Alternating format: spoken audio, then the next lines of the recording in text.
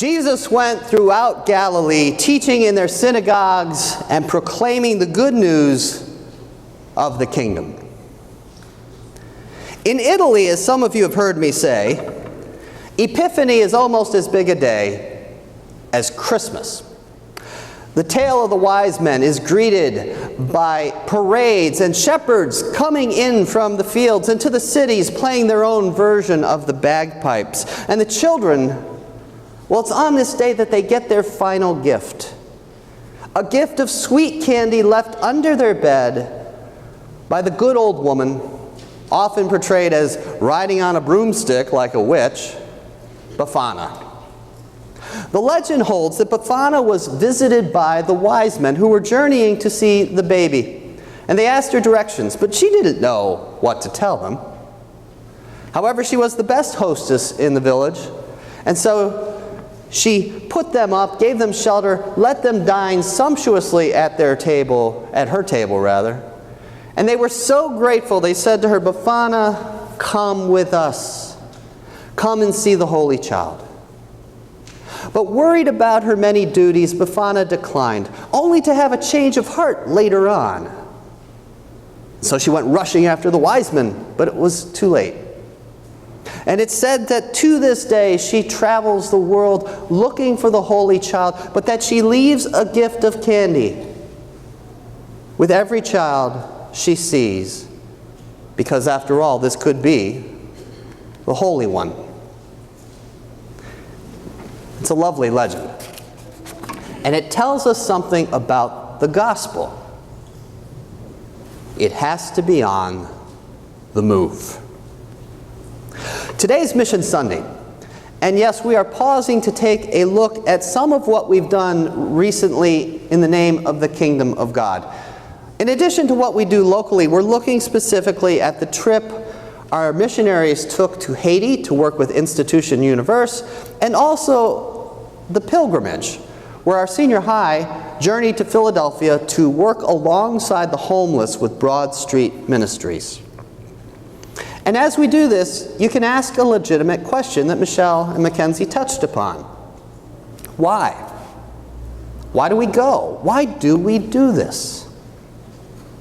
And yes, the paternalistic side of us, the side that says, well, we're well educated, we're comparatively wealthy, we probably have answers these people need. That paternalistic side might seize on this idea that we're off to save the day. Now, make no mistake, earthquake, tsunami, flood, yeah, that's a time when you need day savers coming in. But the problem in our world today is sometimes these day savers never leave. And just when a culture is ready to get back to normal, they stay. And they ruin the chance for that culture to get back to normal. We don't do missions like that, for the most part, here. We don't go to save the day. In the case of foreign missions, like the one we work with in Haiti, yes, they want us to come. Yes, we perform a service for them that's meaningful. But could they get along without us? Yeah, I think so. The answer to the question might be a little easier to grasp when you look at Broad Street. The youth initiative at Broad Street is about 6 weeks long. We went for a week, and all those kids in those 6 weeks, they did almost 6,000 hours of work for the homeless in Philadelphia. That is an amazing number. But we weren't really saving the day there either. We were working with ministries that are very well established and very well run, and while they were extremely appreciative of our help, you definitely had the feeling they could get along without us too. So again, why go? Well, to borrow from Jesus, and from that searcher for Jesus, Befana, the gospel has to be on the move. There's this story in Luke where Jesus sends out 70 or 72 disciples. No one can really agree what the right number is. And he tells them to do the kingdom stuff. Bring the good news, cast out demons, healing, preaching hope. And they do just that. But it's how they return that is so important here. They returned with joy, saying, Lord, in your name even the demons submit to us. And the important part of this, believe it or not, is not the demons. Jesus says that a few lines later. I think the important part of this is the joy. The disciples go out and they do the stuff Jesus tells them to do. They go out and do the stuff that Jesus tells them will bring the kingdom of God to them. They do the kingdom and they return in joy because they experienced the kingdom. They experience it in their lives. It's one thing to stand hand in hand saying, we are the world. It is quite another to live it. And when we come to a new place proclaiming that word, we are allowed to experience the kingdom in a whole new way. And we realize that this person we have come to serve, that we thought was so different than us, is actually more alike us than we can understand. And we see that they often have, in ways we would not have understood before, treasure. Treasure that we have lost in our way of life. Our missionaries go to Haiti, and as Michelle and Mackenzie said, they see love and relationship on display in a way they've never seen it before.